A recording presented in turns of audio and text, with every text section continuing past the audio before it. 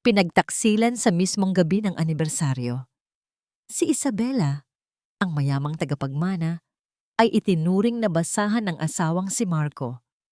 Isang lantang bulaklak ka lang walang silbi. Ang masakit na turing sa kanya habang nilulustay ang kanyang yaman sa ibang babae. Ngunit sa likod ng maskara, bilang isang grab driver, sisimulan ni Isabela ang isang madugong laban ng katarungan. Sino ang huling tatawa kapag ang lahat ng baho ay bumalik sa mga traidor? Isang kwento ng pagbangon, pagtitiis, at tagumpay. Hindi na siya magtatagal sa niya. Kaunting tiis na lang. At sa atin na ang lahat ng pagmamay-ari ng mga Roxas.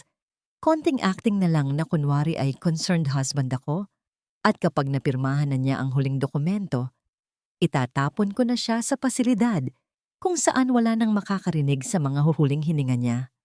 Ang mga salitang yon ay parang mga talim ng balisong na humiwa sa katahimikan ng gabi. Nakatayo si Isabela sa likod ng makapal na kurtina ng kanilang beranda.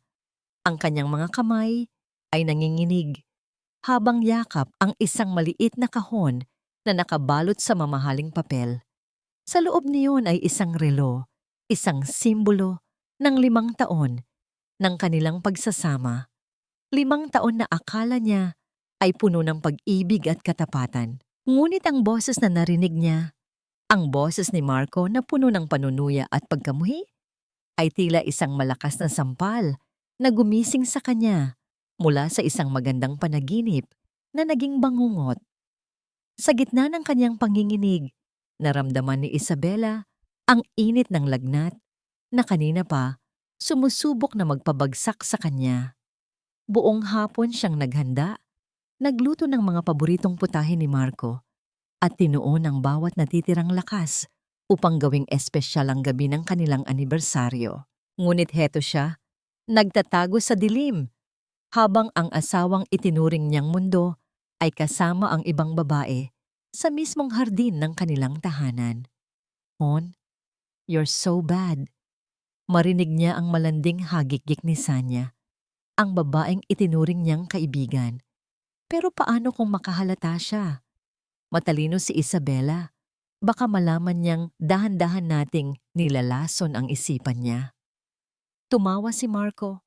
Isang tunog na dati ay musika sa pandinig ni Isabela, ngunit ngayon ay tila kuko na kumakalos sa yero. "Isabela, tanga ang babaeng yon pagdating sa akin. She's too fragile, too emotional. Isang matamis na salita ko lang, nakakalimutan na niya ang lahat. Hindi niya alam na ang bawat bitamina na ibinibigay ko sa kanya ay ang dahilan kung bakit unti-unti siyang nawawala sa sarili." Sa sandaling iyon, tila huminto ang pag-ikot ng mundo para kay Isabela. Ang kahon ng relong hawak niya ay dahan-dahang nadulas mula sa kanyang mga daliri. Hindi ito naglabas ng malakas na tunog, ngunit sa pandinig ni Isabela, ang pagtama nito sa sahig ay tila ang huling hininga ng kanyang tiwala. Ang salamin ng relo ay nagkaroon ng mga bitak, katulad ng kanyang puso na ngayoy nagkakapira-piraso. Naramdaman niya ang panunuyo ng kanyang lalamunan at ang pamamanhid ng kanyang buong katawan. Ang bawat bahagi ng kanyang pagkatao ay gustong sumigaw, gustong lumabas, at harapin ang 2 demonyong nasa harap niya. Ngunit ang kanyang mga tuhod ay tila naging tubig. Napasandal siya sa pader. Ang malamig na semento ay tila naging paalala ng kawalan ng init sa kanyang pagsasama kay Marco. "Happy anniversary, Isabela," bulong niya sa sarili. Ang kanyang boses ay tila isang tuyot na dahon na tinangay ng hangin. Ang mga luhang kanina pa niya pinipigilan ay dahan-dahang pumatak, mainit at puno ng pait. Bumabasa sa kanyang maputlang pisngi. Ang bawat patak ay tila naghuhugas sa mga kasinungalingang pinaniwalaan niya sa loob ng 5 taon. Tumalikod siya ng dahan-dahan. Ang bawat hakbang ay tila isang mabigat na pasanin. Sa gitna ng dilim ng kanilang mansyon, na ngayoy tila isang malaking libingan ng kanyang mga pangarap, isang katanungan ang pabalik-balik na umaalingaw-ngaw sa kanyang isipan. Hanggang kailan siya magiging biktima sa sarili niyang tahanan? Hanggang kailan niya hahayaang ang taong mahal niya ang maging mitya ng sarili niyang kamatayan? Sa gitna ng sakit at panghihina, isang maliit na kislap ng galit ang nagsimulang mag-alab sa kanyang dibdib. Isang apoy na mas mainit pa sa lagnat na nagpapahirap sa kanya. Alam niya, hindi na siya maaaring manatiling ang Isabela na kilala ng lahat. Kung ang buhay niya ay isang biyahe na unti-unting pinapatakbo ni Marco patungo sa bangin, kailangan na niyang agawin muli ang manibela. Ngunit paano niya gagawin iyon kung ang mismong katawan niya ay unti-unti nang bumibigay? Ang bawat hiyas na nakasuot sa aking leeg ay tila mga kadenang dahan-dahang sumasakal sa aking paghinga, at ang bawat mamahaling gamit sa silid na ito ay saksi sa aking pagkabulag. Hindi na nag-aksaya ng panahon si Isabela. Sa gitna ng dilim, habang ang anino ng lagnat ay pilit na humihila sa kanyang kamalayan, dahan-dahan niyang hinubad ang kanyang mga alahas. Isa-isang lumapag ang mga ginto at brilyante sa ibabaw ng metal na mesa, ngunit ang tunay na bigat na nawala ay ang huwad na dangal na ibinigay sa kanya ni Marco. Kinuha niya ang isang lumang backpack, ang tanging gamit na hindi binili ng pera ng kanyang asawa, at inilagay doon ang ilang piraso ng damit at ang mga legal na dokumentong iniwan ng kanyang ama. Lumabas siya ng mansyon nang hindi lumilikha ng anumang ingay. Ang mahinang pag-angat ng trangka ng pinto at ang banayad na pagdausdos ng kanyang mga paa sa makinis na sahig ay tila isang nakakabinging paalam. Hindi siya lumingon.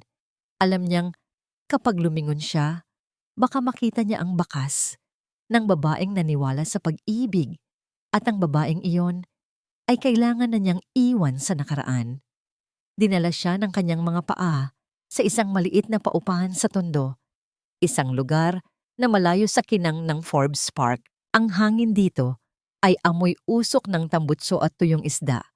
Isang amoy na dati ay hindi niya matatagalan, ngunit ngayon ay tila amoy ng kalayaan. Ang silid ay maliit. May isang bintanang bahagyang nakabukas kung saan pumapasok ang ingay ng mga batang naglalaro sa labas at ang init ng sikat ng araw na tumatama sa bubungang lata. Sa loob ng isang linggo, natutunan ni Isabela na kumain ng dilatang sardinas na hinaluan ng maraming tubig para tumagal at matulog sa isang manipis na banig na inilatag sa malamig na semento. Sa gabi, ang tanging kasama niya ay ang pag-ungol ng makina ng lumang kotse ng kanyang ama na nakaparada sa ibaba.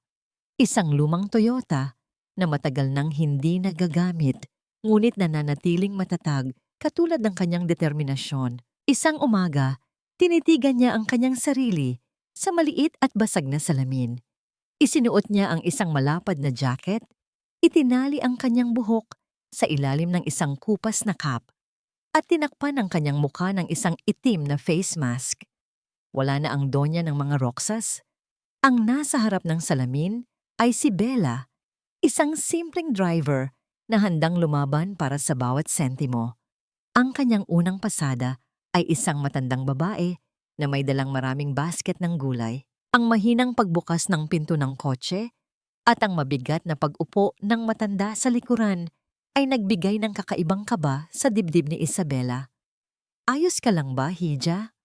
Mukhang nanginginig ang iyong mga kamay sa manibela. Tanong ng matanda habang pinupunasan ang pawis sa noo. "Oo po, nanay. Medyo naninibago lang po," sagot ni Isabela.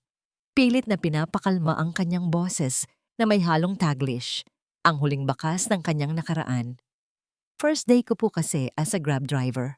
Ngumiti ang matanda. Isang ngiting puno ng mga kulubot na tila mga mapa ng karanasan. "Ang buhay ay parang pagmamaneho lang, Hija. Minsan, malubak ang kalsada at madilim ang paligid. Pero hanggat hawak mo ang manibela, ikaw ang magdidikta kung saan ka hihinto. Huwag kang papayag na maging pasahero lang sa sarili mong buhay."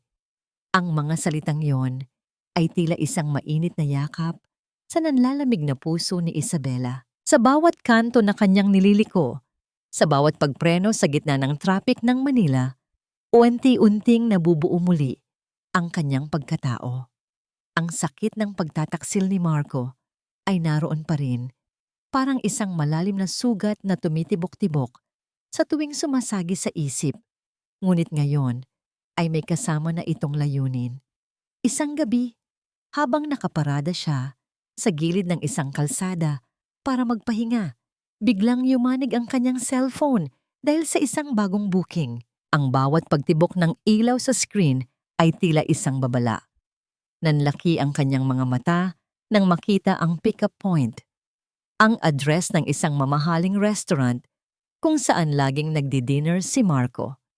Ang kanyang puso ay nagsimulang tumibok ng mabilis, tila isang tambol na nagbababala ng paparating na unos. Ang kanyang mga daliri ay nag-aalinlangan sa ibabaw ng screen. Kung tatanggapin niya ito, kailangan niyang harapin ang lalaking sumira sa kanya. Ngunit kung tatanggihan niya, paano niya malalaman ang susunod na hakbang ng kalaban?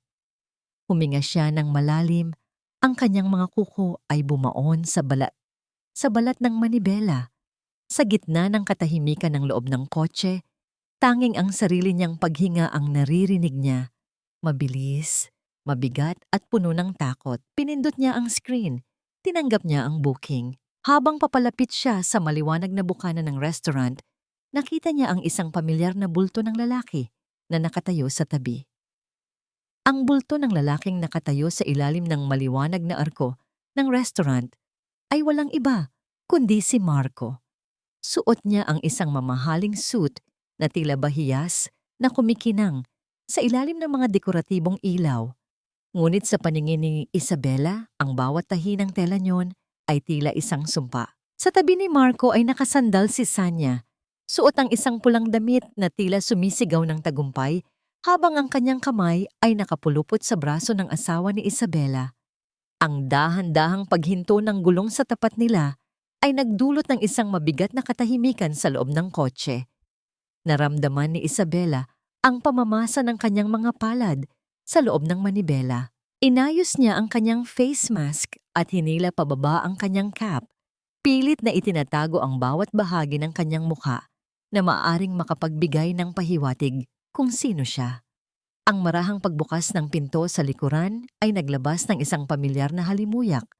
Ang pabangong ginagamit ni Sanya, ang parehong pabango na regalo ni Isabela sa kanya noong nakaraang buwan bilang tanda ng kanilang pagkakaibigan. Ngayon, ang amoy na yon ay tila isang lason na dahan-dahang pumupuno sa maliit na espasyo ng sasakyan, sapat na upang magpabaligtad sa sikmura ni Isabela. Ang tagal naman nito, Hon. I told you we should have brought the Mercedes. Reklamo ni Sanya habang pabalibag na nauupo sa backseat. Ang pag-uga ng sasakyan sa kanyang bigat ay tila isang insulto sa alaala ng kotseng ito na pag-aari ng ama ni Isabela. Hayaan mo na, Sanya. This is just a short ride to the penthouse. Ayaw nating may makakita sa atin na gumagamit ng sariling sasakyan sa ganitong oras. Sagot ni Marco nang may malamig na tono bago tuluyang sumakay at isara ang pinto nang may bigat na naramdaman ni Isabela hanggang sa kanyang dibdib. Nagsimulang paandarin ni Isabela ang kotse. Ang bawat pag-andar ng makina ay tila isang hakbang patungo sa isang impyerno na siya mismo ang nagbukas. Sa rearview mirror, nakita niya ang anino ng dalawa. Hindi sila nag-aalinlangan na magyakapan at magbulungan ng mga salitang dati ay para sa kanya lamang. You know, Marco, nakakaumay na ang acting mo bilang mabait na asawa. Bulong ni Sanya.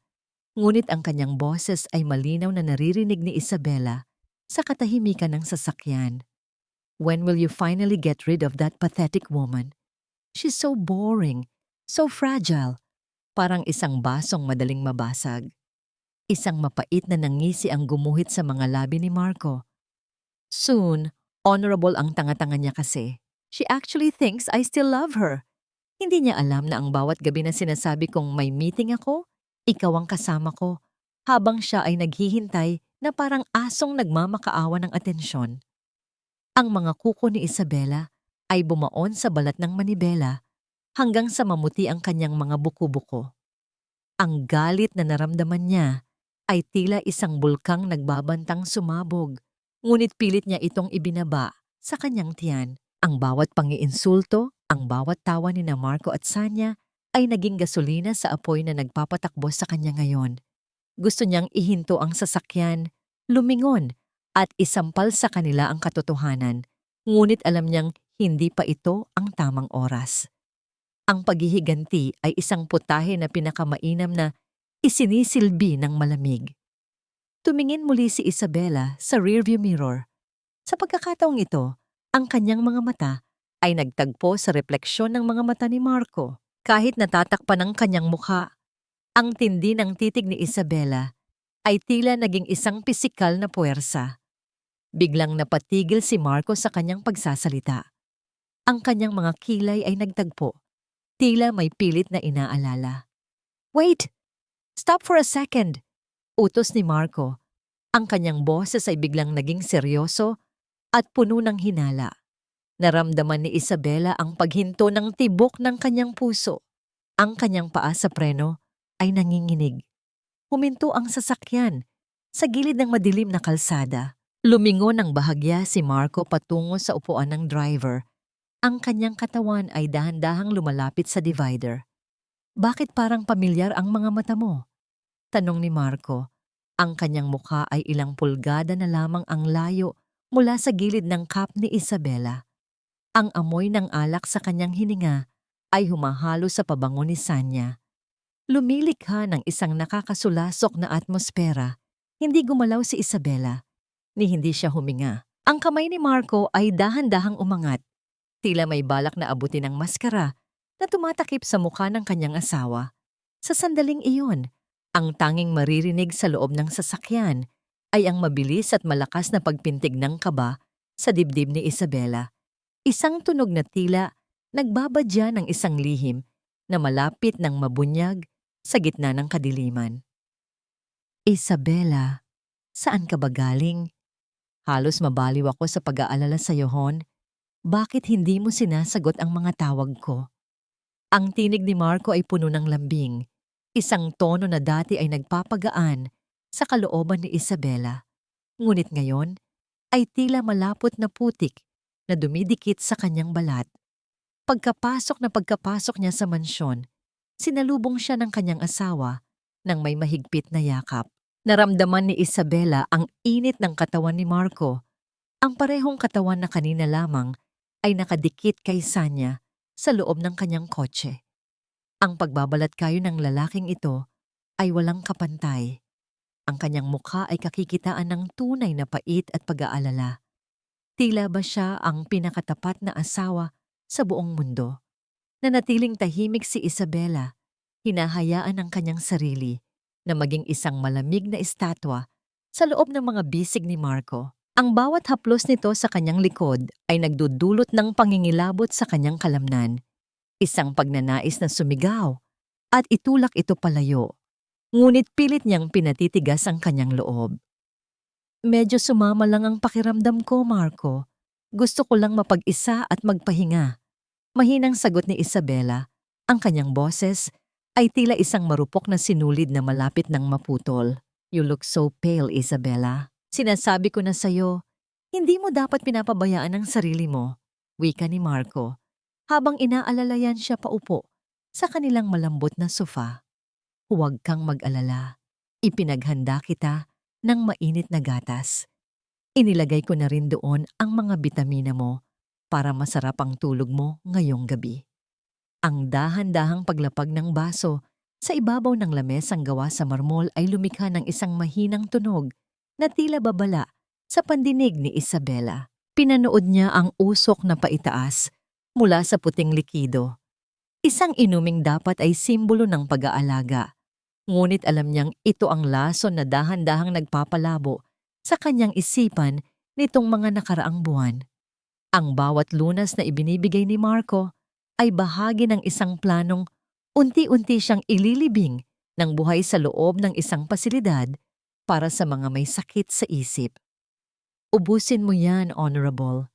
I want to make sure you're okay bago tayo matulog," udyok ni Marco nang may mapanlinlang na ngiti. Kinuha ni Isabela ang baso. Naramdaman niya ang init niyon sa kanyang mga palad, isang init na kabaligtaran ng panlalamig ng kanyang puso. Nang tumalikod si Marco para kunin ang kanyang cellphone, mabilis, ngunit maingat na ibinuhos ni Isabela ang gatas sa loob ng isang malaking paso ng halaman na nasa tabi ng sofa. Pagbalik ni Marco, ang baso ay wala ng laman at si Isabela ay nakasandal na sa upuan. Pilit na ipinapakita ang isang antok na mukha. "Good girl!" bulong ni Marco habang hinahaplos ang kanyang buhok. "Sige na, mauuna na ako sa kwarto. May kakausapin lang akong kliyente sa library." Nang masiguro ni Isabela na nakalayo na si Marco, dahan-dahan siyang tumayo at sumunod ng walang ingay. Ang bawat hakbang niya sa makapal na alpombra ay tila paglalakad sa ibabaw ng mga bubog. Tumigil siya sa labas ng bahagyang nakabukas na pinto ng library. Sa loob, ang liwanag ng isang lampara ay lumilikha ng mahahabang anino sa dingding at doon niya nakita si Marco na seryosong nakikipag-usap sa telepono. "Attorney V, nakahanda na ba ang lahat?" tanong ni Marco. Ang kanyang boses ay wala na ang lambing kanina. Pinalitan ito ng isang malamig at kalkuladong tono. "Oo, uminom na siya. Sigurado akong bukas ay hindi na siya makakapag-isip ng maayos. I want the transfer of titles to be finalized by noon. Kapag napirmahan na niya ang mga to, wala na tayong magiging problema." Huminto sandali si Marco, tila nakikinig sa kabilang linya. Isang madilim na tawa ang kumawala sa kanyang lalamunan. Anong katarungan? Sa mundong ito, ang katarungan ay para lang sa mga may hawak ng pera. At bukas, ang lahat ng yaman ng mga Roxas ay mapapasa akin na. Ang pasilidad ay naghihintay na sa kanya. Doon, wala nang makakaalam kung nagsasabi siya ng totoo o hindi. Sino ba ang maniniwala sa isang baliw? Napahawak si Isabela sa pintuan. Ang kanyang mga kuko ay bumaon sa kahoy hanggang sa makaramdam siya ng hapdi. Ang bawat salita ni Marco ay tila isang malakas na hampas na nagpapatunay na ang lalaking pinakasalan niya ay matagal na niyang pinatay sa loob ng kanyang isipan. Ang katarungang binanggit nito ay tila isang malupit na biro. Habang nakatayo sa dilim ng pasilyo, naramdaman ni Isabela ang bigat ng katotohanan. Ang taong dapat ay nagtatanggol sa kanya ang siya palang humuhukay ng kanyang libingan. Ang katanungang bumabalot sa kanyang puso ay hindi na kung bakit ito ginagawa ni Marco, kundi kung hanggang kailan niya kayang panindigan ang pagbabalat kayo bago siya tuluyang lamunin ng dilim. Paano niya malalabanan ang isang kaaway na natutulog sa tabi niya tuwing gabi? Paano siya makakatakas sa isang bitag na ang pain ay ang sarili niyang pagmamahal? Sa ilalim ng malamig na liwanag ng buwan na tumatagos sa bintana, tanging ang anino ng kanyang pag-iisa ang nananatiling tapat sa kanya, habang ang bukas ay tila isang bangin na naghihintay sa kanyang pagbagsak.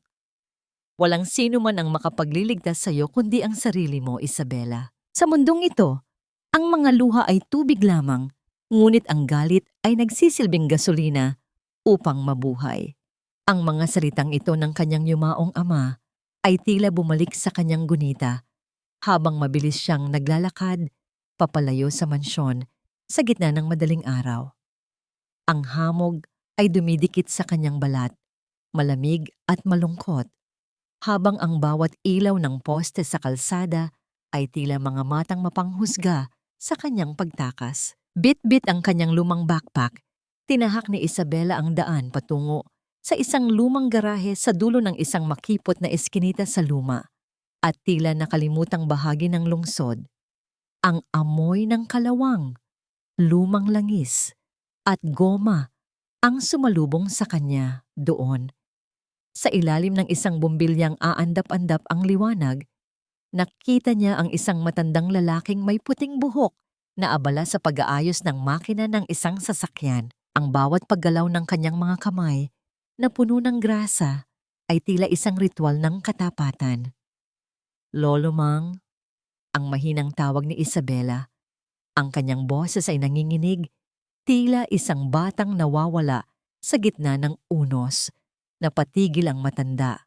Dahan-dahan siyang lumingon.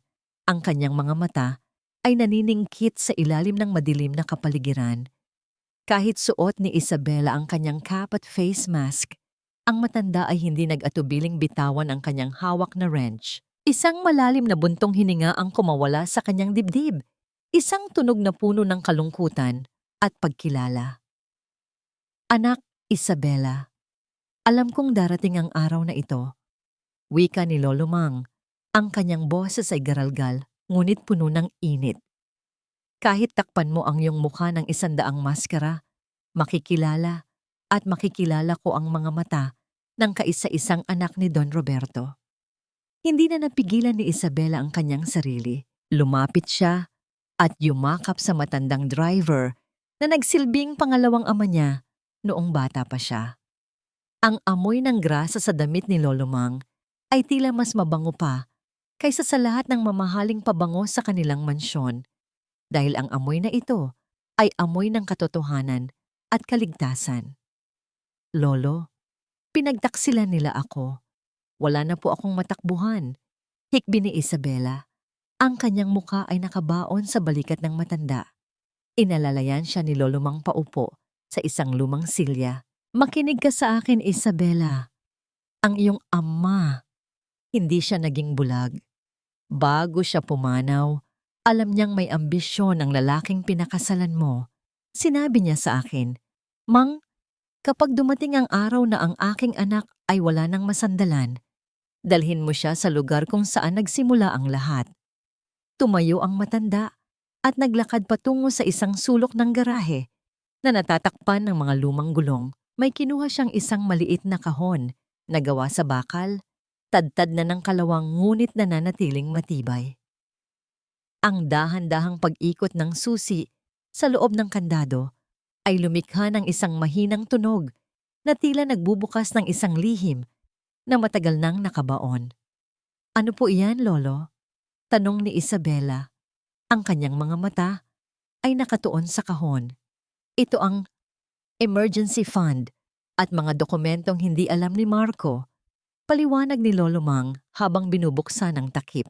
Dito nakatago ang mga ebidensya ng mga ilegal na transaksyon ni Marco bago pa man siya maging CEO. Ang iyong ama ay nag-iwan ng mga kopya ng ledger na magpapatunay na matagal na siyang nagnanakaw sa kumpanya.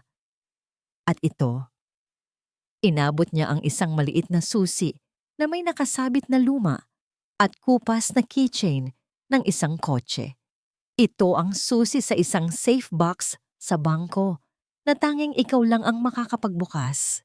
Naramdaman ni Isabela ang muling pagtibok ng pag-asa sa kanyang puso. Ang bigat ng kanyang dusa ay tila nabawasan, pinalitan ng isang malamig na determinasyon. Hinawakan niya ang susi, naramdaman ang lamig ng metal sa kanyang palad. Lolo, ayaw ko lang pong mabawi ang kumpanya, wika ni Isabela ng may diin. Gusto ko pong makita silang bumagsak. Gusto ko pong maramdaman nila ang bawat hapdi na ibinigay nila sa akin habang ako ay nakatitig sa kanila mula sa manibela ng aking buhay. Ngumiti si Lolo Mang, isang ngiting may halong pagmamalaki. Iyan ang aking alaga. Ang tunay na Roxas ay hindi marunong sumuko, lalo na kung ang dangal na ang nakataya. Ngunit sa gitna ng kanilang pag-uusap, ang katahimikan ng madaling araw ay biglang nabulabog. Ang mahinang paggalaw ng mga bato sa labas ng garahe ay nagpahiwatig ng isang paparating na panganib. Isang itim na sasakyan ang dahan-dahang huminto sa tapat ng garahe. Ang mga ilaw niyon ay direktang tumama sa kanila, tila isang Manila na handang lumamon sa sinumang humarang. Nanigas si Isabela sa kanyang kinatatayuan. Ang anino ng sasakyang yon ay tila isang pamilyar na bulto na matagal na niyang kinatatakutan. Sino ang nakahanap sa kanya sa liblib na lugar na ito? At bakit parang alam nito ang bawat hakbang na kanyang ginagawa? Ang mansyong ito, na dati ay puno ng halimuyak ng mga sariwang bulaklak at himig ng tawanan, ay unti-unti nang nagiging isang malamig na hawla, isang lugar kung saan ang katotohanan ay pilit na ibinabaon sa ilalim ng mga nagagandahang kasangkapan. Kinabukasan, hindi pa man lubusang sumisikat ang araw, ang katahimikan ng bahay ay binuwawag ng pagdating ng isang pamilyar na bulto. Nakatayo si Isabela sa itaas ng hagdan. Ang kanyang mga kamay ay mahigpit na nakahawak sa pasamano habang pinapanood ang kanyang asawa na may kasamang ibang babae sa loob ng kanilang sala. Isabela, hon, gising ka na pala, wika ni Marco nang may malapad ng ngiti. Ngunit ang kanyang mga mata ay hindi nakatingin sa kanyang asawa, kundi sa babaeng nasa tabi niya. I want you to meet Sanya. She's the most sought-after interior designer sa bansa. I hired her para ayusin ang ilang bahagi ng bahay natin. Alam mo namang gusto kong maging presko ang paligid para sa paggaling mo. Pumasok si Sanya nang may pagmamalaki. Ang tunog ng kanyang matitulis na takong sa makinis na sahig ay tila bawat pagtarak ng karayom sa pandinig ni Isabela. Inilibot ni Sanya ang kanyang paningin sa paligid ng may panghahamak. Tila ba ang bawat gamit na pinili ni Isabela ay isang malaking pagkakamali. Hi Isabela, long time no see. Bati ni Sanya sa isang tonong puno ng kaplastikan. Don't worry, I'll make sure this place looks expensive. Masyado kasing traditional ang taste mo. It's a bit suffocating, don't you think? Hindi sumagot si Isabela.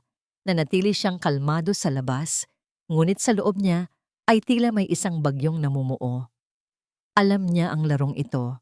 Alam niyang ang presensya ni Sanya sa loob ng kanyang tahanan ay bahagi ng plano upang tuluyan siyang mabaliw. Sa paglipas ng mga oras, nagsimulang magbago ang takbo ng paligid. Nawawala ang kanyang mga paboritong libro at ang mga litrato ng kanyang mga magulang ay nakita niyang nakatago sa loob ng imbakan ng mga basura. Sa tuwing itatanong niya ito kay Marco, ang sagot nito ay laging puno ng mapagkunwaring pag-aalala. Hon, baka nakalimutan mo lang kung saan mo inilagay. You've been very forgetful lately, remember? Bulong ni Marco habang hinahaplos ang kanyang balikat. Maybe the illness is getting worse. Kailangan mo talagang mag-ingat. Doon sa kusina, habang naghahanda si Isabela ng merienda, narinig niya ang mahihinang bulungan ni Marco at Sanya na nagmumula sa kabilang silid. Ang bawat salita nila ay tila mga lason na dahan-dahang pinapatay ang kanyang natitirang pasensya. Nakikita mo ba ang mukha niya? She looks so lost. Hagigik ni Sanya. Ang tunog ng kanyang boses ay tila isang gasgas sa porselana. Kaunti na lang, Marco. At tuluyan na siyang maniniwalang nawawala na siya sa sarili. This house will finally be ours. Huminga ng malalim si Isabela.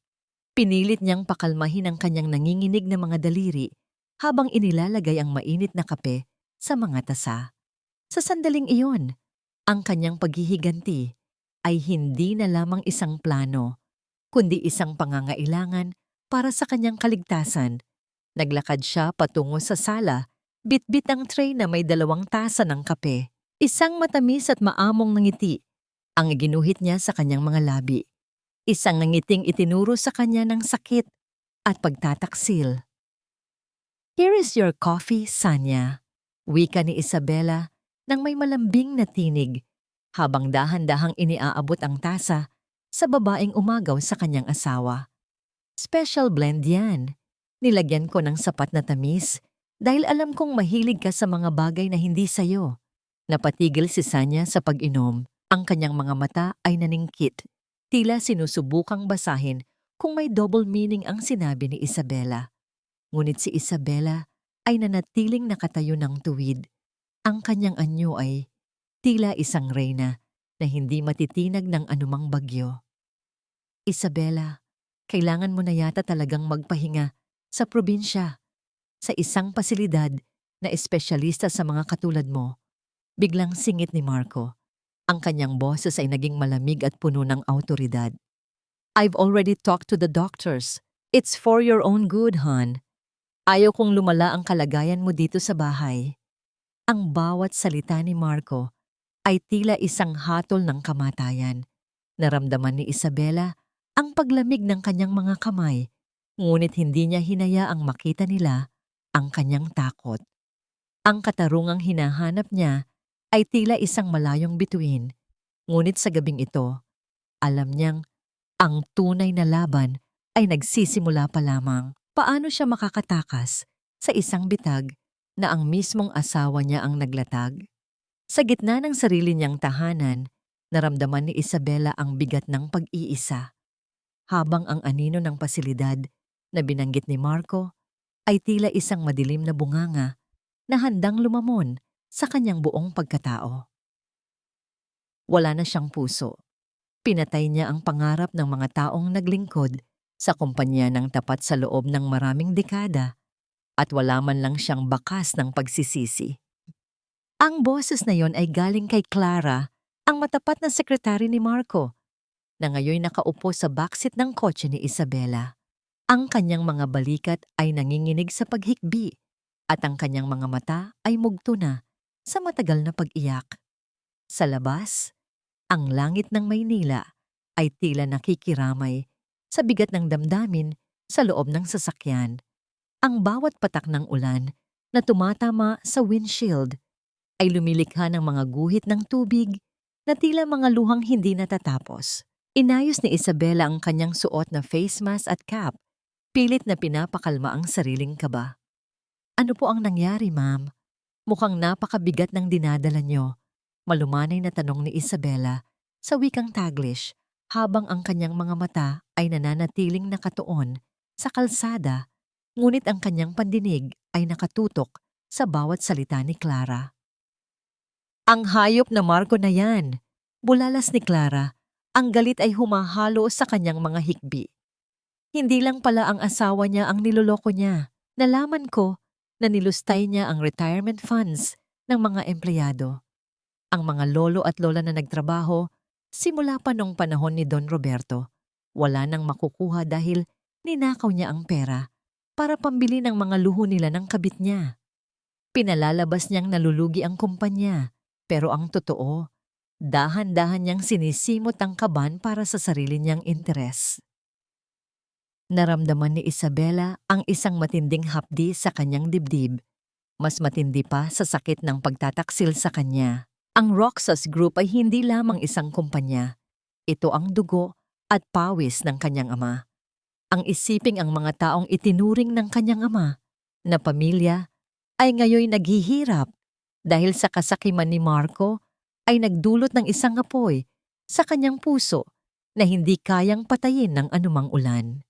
Dahan-dahang itinigil ni Isabela ang sasakyan sa gilid ng kalsada. Kumuha siya ng isang malinis na tissue at iniabot ito kay Clara. Ang simpleng pagdait ng kanilang mga daliri ay tila isang tahimik na pangako ng pagkakaisa sa pagitan ng dalawang babaeng kapwa biktima ng iisang demonyo. Ma'am, huwag po kayong matakot. Kung may ebidensya po kayo, hindi niya kayo matatalo. Wika ni Isabela nang may diin sa bawat salita. May kinuha si Clara sa loob ng kanyang bag, isang maliit na USB drive na kulay pilak. Narito ang lahat, ang mga tunay na ledger, ang mga pekeng pirma, at ang mga transaksyon sa mga dummy accounts niya. Gusto ko itong ilabas, pero natatakot ako. Makapangyarihan si Marco. Baka ipapatay niya ako bago pa man ako makapunta sa mga awtoridad. Tumingin si Clara sa rearview mirror, direkta sa mga mata ni Isabela. Ikaw, driver, mukha kang mabait. Hindi ko alam kung bakit sa iyo ko ito sinasabi, pero pakiramdam ko ay maiintindihan mo ako. Pakisuyo, itago mo muna ito. Kung may mangyari sa akin, gamitin mo ito para pabagsakin ang halimaw na yan. Nang hawakan ni Isabela ang USB, naramdaman niya ang bigat niyon, hindi dahil sa timbang ng metal, kundi dahil sa katotohanang nakapaloob dito. Ito ang susi upang mabawi hindi lamang ang kumpanya, kundi ang dangal ng kanyang pamilya. Hindi na lamang ito tungkol sa kanyang paghihiganti. Ito ay para sa katarungan ng lahat ng taong ninakawan ni Marco ng kinabukasan. Ibinaba ni Isabela si Clara sa tapat ng isang maliit na apartment. Pinanood niya ang paglakad ng sekretary hanggang sa makapasok ito sa pinto. Ang anino nito ay dahan-dahang nilalamon ng dilim ng gabi. Habang mag-isa na lamang siya sa loob ng kotse, ang tanging tunog na naririnig niya ay ang mahinang ugong ng aircon at ang sarili niyang paghinga na puno ng determinasyon. Ngunit ang katahimikan ay biglang nabasag nang dahan-dahang gumaralgal ang kanyang cellphone sa ibabaw ng dashboard. Isang mensahe ang lumitaw sa screen mula sa isang hindi kilalang numero. Ang liwanag ng screen sa gitna ng dilim ay tila isang matang nakatitig sa kanya. Binasa ni Isabela ang mensahe at sa bawat titik na kanyang nababasa, ang kanyang dugo ay tila naging yelo sa kanyang mga ugat. Alam ko kung sino ka, Isabela Roxas. Huwag mong isiping ligtas ka sa ilalim ng maskarang yan. Naghihintay na ang huling hantungan mo. Nabitawan ni Isabela ang kanyang cellphone. Sino ang nagpadala nito? Si Marco ba? O may iba pa bang nanonood sa bawat galaw niya sa dilim? Ang kalsada sa kanyang harapan ay tila naging isang mahabang bangin at sa pagkakataong ito, hindi na niya alam kung sino ang tunay na humahawak sa manibela ng kanyang kapalaran. Isabela, kailangan natin ng sariwang hangin. Masyado ka nang nakukulong dito sa loob ng mansyon. Baka ito ang dahilan kung bakit hindi gumagaling ang iyong isipan. Ang boses ni Marco ay tila malambot na seda, ngunit sa likod nito ay ang talim ng isang katayan. Sa gitna ng malakas na ulan at madilim na gabi, sa pilitang inakay ni Marco si Isabela patungo sa kanilang sasakyan. Walang nagawa si Isabela kundi ang sumama. Ang kanyang katawan ay nanginginig, hindi dahil sa lamig ng ulan, kundi dahil sa takot na nanunuot sa kanyang mga buto. Alam niya ang lugar na tinatahak nila, ang palikulikong daan sa gilid ng bangin sa Antipolo, kung saan ang tanging liwanag ay ang kidlat na paminsan-minsang nagpapatingkad sa bagsak ng ulan. Huminto ang sasakyan sa mismong gilid ng matarik na dalisdis. Ang dahan-dahang pag-ikot ng mga gulong sa basang lupa ay nagdulot ng isang nakakangilong tunog ng pagkiskis ng bato at putik. Pinatay ni Marco ang makina. Ang tanging maririnig na lamang ay ang malakas na paghampas ng mga patak ng ulan sa bubungan ng kotse, tila ba libu-libong maliliit na daliri ang pilit na kumakatok upang pumasok. Stay here, Hon. May titingnan lang ako sa gulong, parang may kakaibang tunog. Wika ni Marco bago lumabas ng sasakyan. Mula sa bintanang puno ng hamog, nakita ni Isabela ang anino ni Marco na naglalakad patungo sa likuran. Naramdaman niya ang dahan-dahang pag-uga ng sasakyan. Hindi ito isang ordinaryong pag-uga. Ito ay ang unti-unting pagtagilid ng buong bigat ng bakal patungo sa kawalan. Ang kaba sa dibdib ni Isabela ay tila isang ibon na pilit kumakawala sa kanyang tadyang. Sa sandaling iyon, ang lahat ng natutunan niya sa mga lansangan ng Maynila bilang si Bella ay nagising. Ang kanyang mga daliri na dati ay marupok ay mabilis na humawak sa manibela at sa kambyo. Naramdaman niya ang pagpalahaw ng makina nang pilitin niya itong buhayin. Ang pagkiskis ng mga gulong sa malambot na putik ay naglabas ng amoy ng nasusunog na goma na humalo sa amoy ng ulan. Sa isang iglap, bago pa tuluyang mahulog ang sasakyan sa bangin, mabilis na naisulong ni Isabela ang kotse pabalik sa matigas na bahagi ng kalsada. Ang bigat ng sasakyan ay tila isang higante na pilit siyang hinihila pababa, ngunit ang kanyang determinasyong mabuhay ay mas matimbang. Lumabas si Isabela ng sasakyan at tumakbo. Ang bawat pagtapak ng kanyang mga paa sa maputik na kalsada ay tila pagtakas mula sa mismong kamatayan. Ang ulan ay humahampas sa kanyang mukha. Humahalo sa mga luhang, hindi na niya mapigilan. Narinig niya ang galit na sigaw ni Marco mula sa malayo. Isang tinig na hindi na tao, kundi isang halimaw na nawalan ng biktima. Isabela, bumalik ka rito.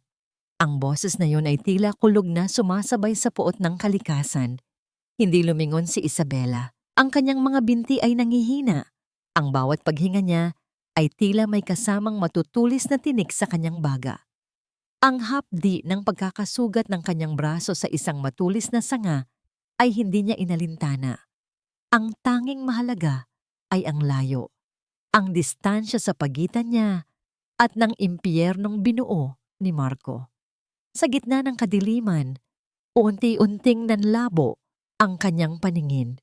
Ang bawat patak ng ulan ay tila naging mga kislap ng liwanag hanggang sa tuluyan ng magdilim ang lahat. Ang kanyang katawan ay bumagsak sa basang damo. Ang kanyang kamalayan ay dahan-dahang tinangay ng agos ng kawalan ng malay. Ang huling naramdaman niya ay ang malamig na yakap ng lupa. Tila ba ito ang tanging bagay na tumanggap sa kanyang pagod na pagkatao. Nang muling magbukas ang kanyang mga mata, hindi ang madilim na kalsada o ang ulan ang bumati sa kanya. Isang pamilyar na halimuyak ng lumang papel at tabako ang pumasok sa kanyang ilong. Dahan-dahan niyang inilibot ang kanyang paningin. Ang mga matatandang istante ng libro, ang malaking mesang gawa sa Nara, at ang portrait ng kanyang ama na nakasabit sa dingding. Ito ang opisina ni Don Roberto. Naramdaman ni Isabela ang init ng isang kumot na nakabalot sa kanya.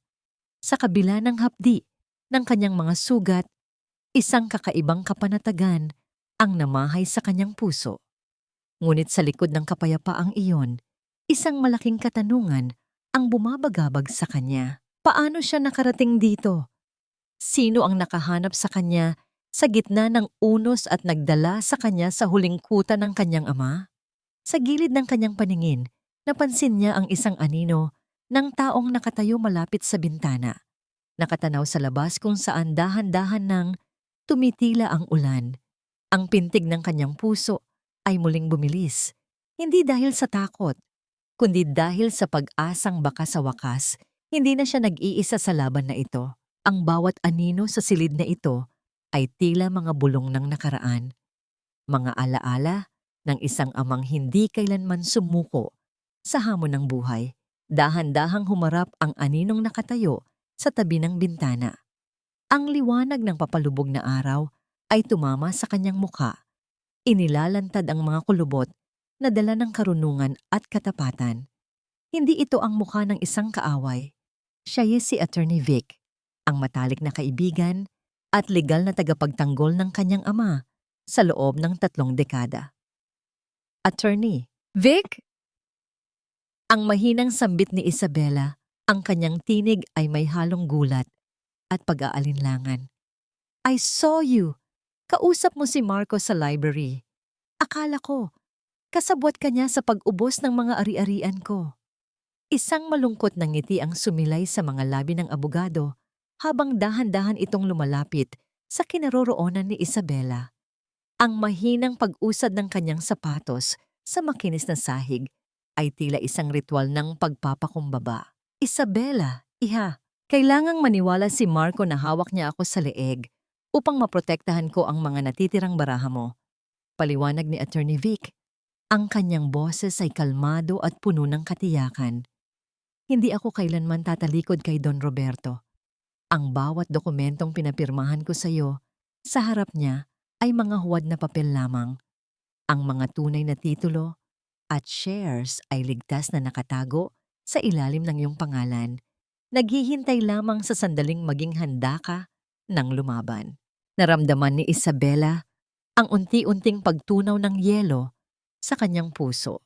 Ang pag-aakalang siya ay nag-iisa ay tila isang maling panaginip. Ang bawat hapdi ng kanyang mga sugat ay napalitan ng isang malamig at matalim na determinasyon.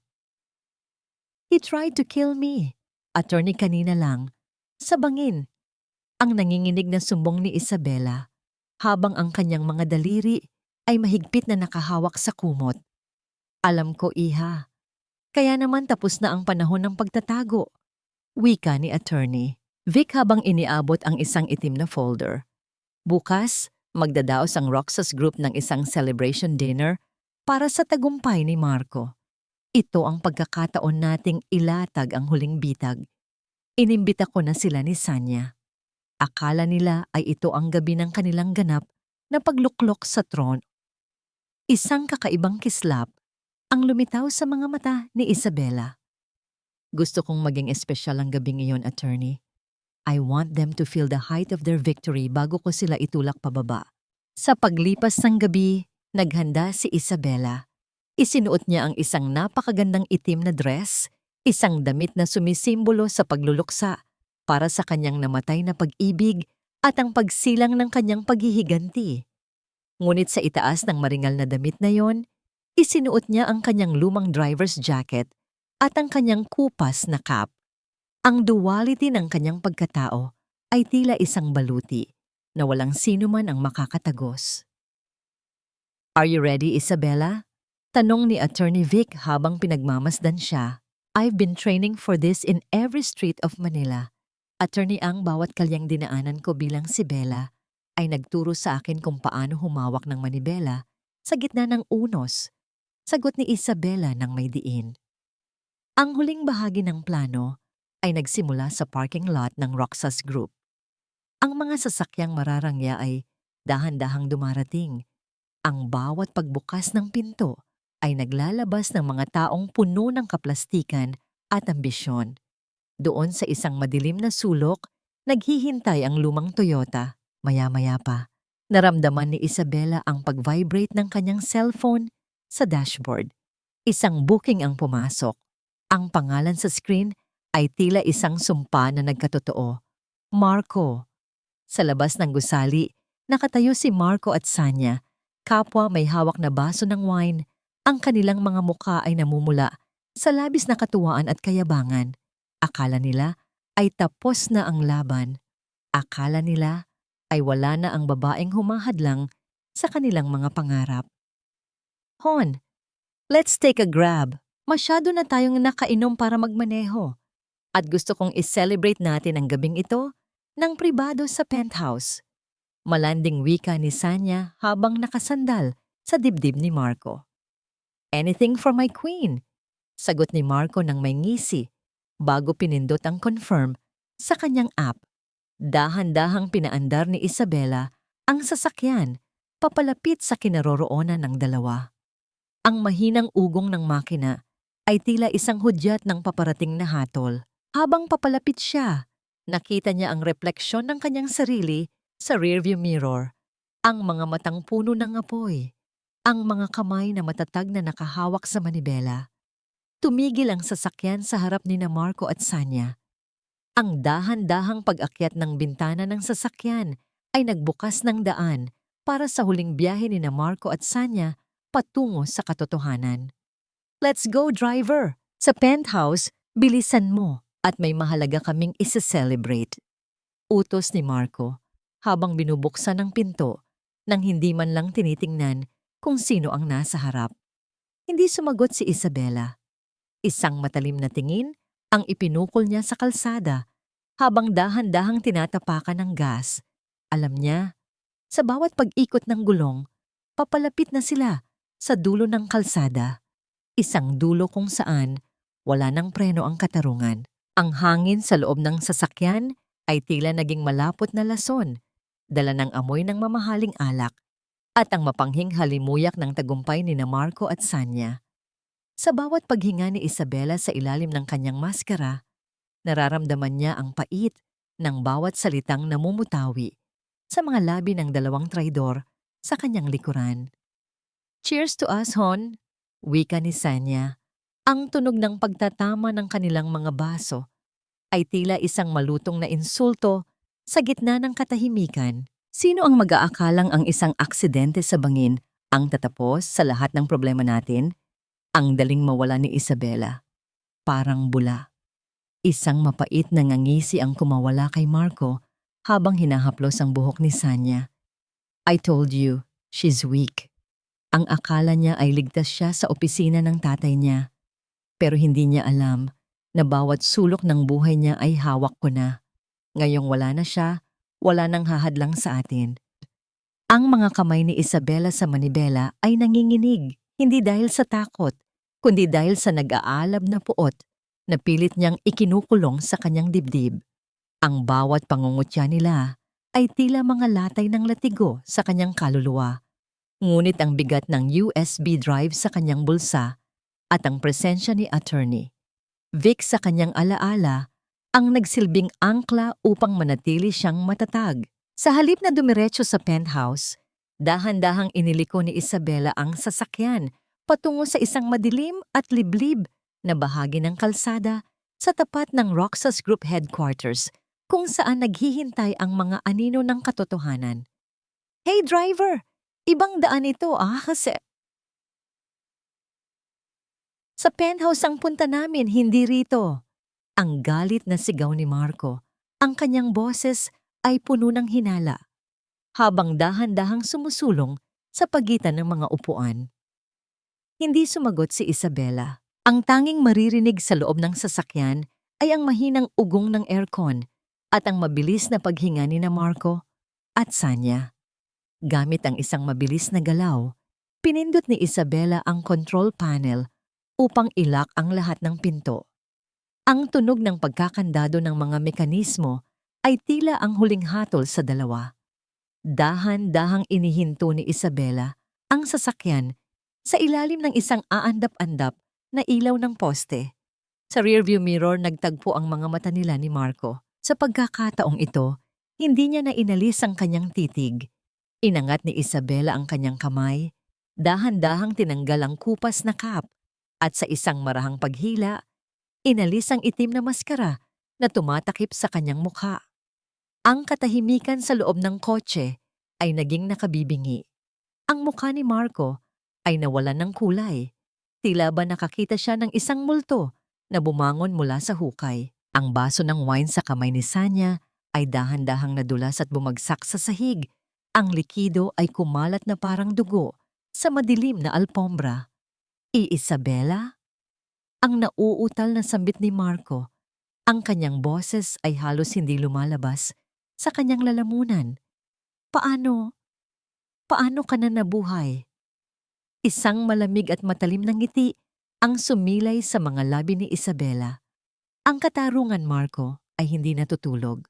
Akala mo ba ay matatapos mo ang lahat sa isang bangin? Hindi mo alam na ang bawat kalyang dinaanan natin kanina, ang bawat salitang binitawan nyo ay napanood na ng buong board of directors at ng media sa pamamagitan ng kamera na ito." Itinuro ni Isabela ang isang maliit na lens na nakatago sa dashboard. Ang pulang ilaw nyon ay tila isang matang naghuhusga. Sa labas ng sasakyan, ang katahimikan ng gabi ay biglang nabasag nang magdatingan ang mga sasakyan ng pulis. Ang mga asul at pulang ilaw ay nagsimulang sumayaw sa paligid ng kotse, nagbibigay ng isang surreal na anyo sa eksena. "Tapos na ang biyahe niyo, Marco. Sanya? Baba na." Ang utos ni Isabela, ang kanyang boses, ay tila isang reyna na nagdedeklara ng digmaan. Ngunit sa gitna ng desperasyon, nakita ni Isabela ang isang madilim na pagbabago sa mukha ni Sanya. Mabilis na dumukot ang babae sa kanyang bag at isang matulis na bagay na kumikislap sa dilim ang lumabas. Ang bawat segundo ay tila bumagal. Ang galit ni Sanya ay naging isang pisikal na puwersa habang pilit niyang inaabot ang leeg ni Isabela mula sa likuran. "Kung babagsak kami, isasama ka namin sa impyerno." Ang huling sigaw ni Sanya bago ang isang malakas na tunog ng pagputok ang yumanig sa loob ng sasakyan. Isang tunog na nagpatahimik sa lahat ng usapan at nag-iwan ng isang malaking katanungan sa gitna ng bumabahang liwanag ng mga pulis. Ang tunog ng pagputok na yon ay tila nagpatigil sa tibok ng puso ng buong mundo. Hindi ito ang tunog ng tagumpay ni Sanya, kundi ang mabilis na pagbasag ng salamin sa gilid ng sasakyan nang gamitin ng mga pulis ang kanilang kagamitan upang buksan ang pinto at pigilan ang anumang karahasan. Sa loob ng ilang sandali, ang amoy ng pulbura at ang usok mula sa nabasag na salamin ay humalo sa malamig na hangin ng gabi na nag-iwan kay Sanya na nakadapa at pilit na pinipigilan ng mga awtoridad. Nakatitig lamang si Isabela sa kawalan, Ang kanyang mga kamay ay nananatiling nakahawak sa manibela kahit wala na ang panganib. Naramdaman niya ang marahang pagbukas ng pinto sa kanyang tabi at ang mainit na kamay ni attorney Vic na humahawak sa kanyang balikat. Iha, tapos na. Ligtas ka na. Ang bulong ng abogado. Ang boses nito ay tila isang angkla na humihila sa kanya pabalik sa dalampasigan mula sa isang malalim at madilim na karagatan. Pinanood ni Isabela kung paano kalad ka rin ng mga pulis si Marco at Sanya palabas ng sasakyan. Ang maringal na suit ni Marco ay puno na ng dumi at ang kanyang mukha ay kakikitaan ng isang uri ng takot na hindi mababayaran ng kahit anong yaman. Wala na ang mapanuring ngisi. Pinalitan ito ng mga pagsusumamo at iyak na tila isang batang nawawala. Si Sanya naman ay patuloy na sumisigaw. Ang kanyang boses ay tila isang gasgas na plaka, puno ng puot at kawalang pag-asa, habang ang mga posas ay dahan-dahang humihigpit sa kanyang mga pulso. Sa loob ng sumunod na mga linggo, ang katarungan na tila mailap ay dahan-dahang nanahan sa buhay ni Isabela. Sa tulong ng mga dokumentong ibinigay ni Lolo Mang at ang USB drive mula kay Clara, hindi nakaligtas si Marco sa mga kasong graft, plunder, at attempted murder. Ang bawat pirma na ginamit niya upang mandaya ay naging ebidensya na lalong nagdiin sa kanya sa loob ng malamig na rehas ng bilangguan. Isang hapon, bumalik si Isabela sa mansyon ng mga Roxas. Ang sikat ng araw ay tumatagos sa malalaking bintana, nagbibigay ng liwanag sa mga alikabok na sumasayaw sa hangin. Sa pagkakataong ito, hindi na siya natatakot sa mga anino ng nakaraan. Naglakad siya patungo sa master bedroom at tinitigan ang kanilang wedding photo na nakasabit pa rin sa dingding. Dahan-dahan niyang kinuha ang frame. Ang mahinang pagdait ng kanyang mga daliri sa malamig na salamin ay nagpaalala sa kanya ng lahat ng sakit, ngunit wala na ang pait. May isang uri ng kapayapaan na dahan-dahang lumalaganap sa kanyang dibdib. Isang kapayapaang nanggagaling sa pagtanggap na ang lahat ng nangyari ay bahagi ng kanyang pagbangon. Inalis niya ang kanyang wedding ring, ang gintong kumikinang sa ilalim ng liwanag ay tila wala ng halaga. Inilapag niya ito sa ibabaw ng walang laman na lamesa, kasama ang lahat ng alaala ng isang buhay na hindi na niya kailangan. Ang bawat hakbang niya palabas ng silid na yon ay tila pagtatapon ng isang mabigat na pasanin na matagal na niyang pasan-pasan. Sa labas ng mansyon, naghihintay si Lolo Mang sa tabi ng lumang Toyota. Ang matanda ay nakangiti. Ang kanyang mga mata ay nagniningning sa katuwaan habang pinagmamasdan ang kanyang alaga na muling nakatayo ng tuwid at may dangal. "Saan tayo, Isabela?" tanong ni Lolo Mang habang binubuksan ang pinto ng sasakyan. Tumingala si Isabela sa langit, sa mga ibong malayang lumilipad sa gitna ng asul na kalawakan. "Kahit saan, Lolo. Kahit saang kalsada na ako naman ang pipili ng direksyon." Ngunit bago pa man sila makaalis, isang pamilyar na tunog ng pag-andar ng motor ang narinig sa gate. Isang messenger ang lumapit at nag-abot ng isang itim na sobre. Ang bawat pagpitik ng papel sa kamay ni Isabela ay nagdulot ng isang kakaibang kaba. Binuksan niya ito at nakita ang isang sulat na galing sa loob ng kulungan. Isang huling mensahe mula kay Marco na may kasamang isang susi na hindi niya kailanman nakita. Ano ang huling barahan ni Marco? Isang paghingi ba ito ng tawad o isang panibagong bitag na magbubukas ng isang lihim na hindi pa niya natutuklasan? Tumingin si Isabela sa susi at sa kabila ng kanyang nakamit na tagumpay, naramdaman niya ang isang malamig na simoy ng hangin na tila nagbabadya na ang kwento ng kanyang buhay ay may isa pang kabanatang hindi pa naisusulat. Ang bawat sugat, gaano man ito kalalim, ay dahan-dahang naghihilom sa paglipas ng panahon. Ngunit ang mga pilat na naiwan ay nagsisilbing mapa ng ating katatagan. Isang buwan matapos ang gabi ng pagtutuos, matatag na nakatayo si Isabela sa harap ng isang bagong gusali.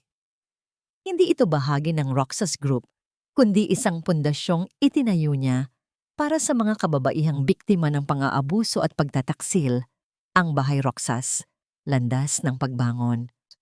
Ang bawat pader niyon ay tila isang yakap sa mga pusong sugatan, isang lugar kung saan ang katahimikan ay hindi tanda ng takot kundi ng paghahanda para sa isang bagong simula. Bago ang formal na pagbubukas, naalala ni Isabela ang susing ipinadala ni Marco mula sa kulungan. Dinala siya ng susing iyon sa isang maliit na safe box sa isang lumang bangko. Sa loob niyon, walang ginto o pera. Tanging isang sulat lamang na puno ng mga luhang natuyo na at isang luma at kupas na litrato nila noong nagsisimula pa lamang sila. Isabela, ang panimula ng sulat ni Marco. Sa paghahangad ko ng yaman na akala ko ay magbibigay sa akin ng respeto, na wala ang tanging bagay na tunay na nagpapayaman sa akin, ang pag-ibig mo. Ang susing ito ay hindi para sa anumang kayamanan, kundi para sa isang kahon ng mga alaala sa atik ng iyong ama. Doon nakatago ang mga pangarap nating binuo bago ako lamunin ng kasakiman. Patawarin mo ako, hindi dahil karapat-dapat ako, kundi dahil kailangan mong maging malaya sa galit na itinanim ko. Binasa ni Isabela ang sulat ng walang anumang hikbi. Sa pagkakataong ito, ang bawat salita ni Marco ay wala ng kapangyarihang saktan siya. Dahan-dahan niyang itinupi ang papel at iniwan ito sa loob ng box. Hindi niya na kailangan ang mga alaalang iyon. Ang kapatawarang hinihingi ni Marco ay ibinigay na niya sa kanyang sarili. Ang kapatawarang maging malaya mula sa kadena ng nakaraan. Isang hapon, habang ang sikat ng araw ay dahan-dahang nagiging kulay ube-ube at kahel sa kalangitan, muling sumakay si Isabela sa kanyang lumang Toyota. Inayos niya ang kanyang upuan at hinawakan ang manibela nang may kakaibang gaan sa loob. Hindi siya magtago, hindi siya magmamanman. Sa pagkakataong ito, binuksan niya ang kanyang Grab app bilang isang simpleng driver, hindi dahil kailangan niya ng pera, kundi dahil gusto niyang makinig. Isang booking ang pumasok. Isang batang babae, mukhang pagod at galing sa trabaho, ang sumakay sa likuran. Ang mahinang pagdausdos ng pinto at ang mabigat na pagbuga ng hininga ng pasahero ay naging simula ng isang tahimik na paglalakbay. "Mahirap po ba ang buhay driver, ma'am?" Tanong ng batang babae habang nakatingin sa labas ng bintana kung saan ang mga ilaw ng lungsod ay nagsisimula ng kumislap. Ngumiti si Isabela. Ang kanyang mga mata ay nagniningning sa ilalim ng rearview mirror. Minsan mahirap, iha. Minsan maliligaw ka. O kaya ay titigil ang makina sa gitna ng daan. Pero ang mahalaga, hindi ka bumababa sa sasakyan hanggat hawak mo ang manibela. Laging may pagkakataon na makahanap ng bagong ruta patungo sa iyong destinasyon. Nakarating sila sa puntod ng kanyang mga magulang bago tuluyang magdilim. Ang bawat hakbang ni Isabela sa luntiang damo ay tila isang pag-uulat ng tagumpay. Inilapag niya ang mga sariwang bulaklak at hinaplos ang malamig na marmol. "Papa, Mama, nabawi ko na ang dangal ng ating pangalan, pero higit sa lahat, nabawi ko na ang aking sarili." Bulong ni Isabela. Ang kanyang boses ay tila isang banayad na awit na sumasabay sa ihip ng hangin. Sa kanyang huling pasada, sa araw na yon, huminto siya sa pampang ng Manila Bay. Ang tunog ng mga alon na humahampas sa mga bato ay tila isang palakpak ng kalikasan para sa kanyang katatagan. Tumingala siya sa malawak na langit, sa mga bituin na unti-unting lumalabas sa gitna ng dilim. Naramdaman ni Isabela ang ganap na kapanatagan. Ang yaman na dati ay tila lahat-lahat sa kanya ay naging pangalawa na lamang sa dangal at pagmamahal sa sarili na kanyang natagpuan.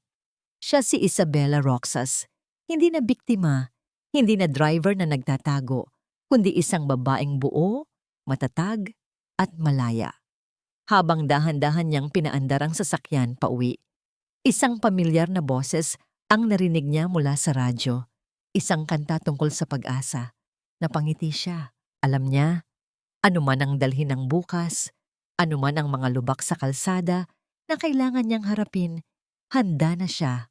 Dahil sa wakas, siya na ang tunay na may-ari ng kanyang manibela at ang biyaheng ito ay kanya nang magpakailanman. Ang umaga sa Manila ay hindi na tila isang banta para kay Isabela Roxas. Ang sikat ng araw na tumatagos sa pagitan ng mga matatayog na gusali ay hindi na nagdadala ng kaba, kundi isang banayad na paalala na ang bawat liwanag ay may dalang pagkakataon para sa isang bagong simula. Sa loob ng kanyang opisina sa Roxas Group, ang paligid ay hindi na amoy ng malamig na ambisyon at pagtataksil. Pinalitan ito ng halimuyak ng mga sariwang sampagita at ang init ng pagkakaisa ng mga empleyadong ngayoy nakakatanggap na ng tapat na sahod at pagpapahalaga. Nakatayo si Isabela sa harap ng malawak na bintana, pinagmamasdan ang daloy ng mga sasakyan sa ibaba. Ang bawat paggalaw ng mga sasakyang yon ay tila mga ugat na nagbibigay buhay sa lungsod. At sa bawat sasakyang yon ay may mga kwentong hindi pa naisasalaysay. Naisip niya si Marco. Ang galit na dati ay tila isang apoy na tumutupok. Sa kanyang buong pagkatao ay dahan-dahan nang naging abo. At ang abong iyon ay tinangay na ng hangin ng panahon. Ang pagpapatawad na ibinigay niya ay hindi nangangahulugang kinalimutan niya ang lahat, kundi ang pagpapasya na hindi na kailanman magiging bilanggo ng nakaraan ng kanyang puso. Ang kapayapaang natagpuan niya ay hindi nanggaling sa pagbagsak ng kanyang mga kaaway, kundi sa pagtayo niya ng mag-isa nang walang anumang takot. Muling sumakay si Isabela sa kanyang sasakyan para sa isang huling pasada bago ang paglubog ng araw. Sa pagkakataong ito, wala na ang kap at maskara. Ang kanyang mukha ay lantad sa mundo, puno ng dangal at kapanatagan. Isang pasahero ang sumakay, isang ina na may kargang sanggol. Ang marahang paglapat ng pinto ng sasakyan at ang mahinang pag-ungol ng makina habang binabaybay ang kalsada ay tila naging isang oyaye para sa bata. "Salamat po, ma'am," wika ng ina nang makarating sa kanilang destinasyon. "Ang gaan po ng biyahe niyo," napangiti si Isabela. "Dahil alam ko na po kung saan ako pupunta, nanay." Sa huling sandali ng kwentong ito, tumigil si Isabela sa baybayin kung saan ang dagat at langit ay tila naghahalikan sa ilalim ng gintong liwanag ng dapit hapon. Ang tunog ng mga alon na dahan-dahang humahalik sa dalampasigan ay tila isang pasasalamat ng universo. Dito niya natagpuan ang sagot sa lahat ng kanyang mga katanungan. Nahanap na ba niya ang kapayapaan? Oo, dahil ang tunay na kapayapaan ay hindi ang kawalan ng unos, kundi ang kakayahang manatiling matatag sa gitna nito. Napatawad na ba niya ang mga nagkasala sa kanya? Pinili niyang palayain ang kanyang sarili mula sa bigat ng puot, at iyon ang pinakamataas na uri ng pagpapatawad. At ano ang aral na nais niyang iwan sa bawat taong nakikinig sa kanyang biyahe? Ang yaman ay maaring manakaw, ang posisyon ay maaring makuha ng iba, ngunit ang dangal ng isang tao ay mananatiling sa kanya hanggat hindi niya ito isinusuko. Ang bawat isa sa atin ay may hawak na manibela ng sarili nating buhay. Huwag kang papayag na maging pasahero lamang sa sarili mong tadhana. Tadhana. Kung maligaw ka man o masiraan sa gitna ng daan, tandaan mong laging may ruta, pabalik sa iyong sarili. Ang sikat ng araw ay tuluyan ng naglaho, ngunit si Isabela ay nanatiling maliwanag. Dahil sa dulo ng mahabang kalsada, natutunan niyang ang pinakamahalagang biyahe ay hindi ang paglayo sa sakit, kundi ang pagbabalik sa pusong marunong muling magmahal at magtiwala. Ang manibela ng kanyang buhay ay hawak na niya ng mahigpit at ang kalsada sa kanyang harapan ay malawak, maliwanag at puno ng pag-asa.